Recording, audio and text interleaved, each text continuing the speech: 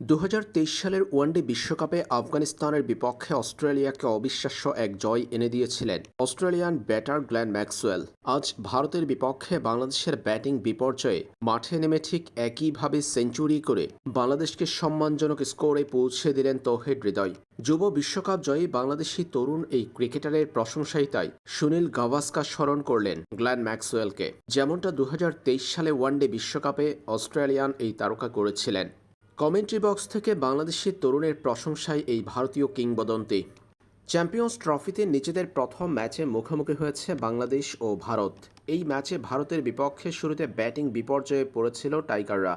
সেখান থেকে বাংলাদেশের ব্যাটিংয়ের হাল ধরেছেন তৌহিদ হৃদয়। দারুণ এক সেঞ্চুরি করে বাংলাদেশকে ২২৮ রানের সংগ্রহ এনে দিয়েছেন হৃদয়। বীরত্বের সাথে সেঞ্চুরির পর ব্যাট উঁচিয়ে নিজের কীর্তি জানান দিয়েছেন এই ব্যাটার। সেঞ্চুরির পথে বারবার ক্র্যাম্প নিয়ে মাঠে পড়ে যাচ্ছিলেন হৃদয়। সেই পড়া থেকে আবার উঠে দাঁড়িয়েছেন তিনি। শেষ পর্যন্ত সাফল্যের সর্বোচ্চ শিখরে পৌঁছে গেছেন এই তরুণ।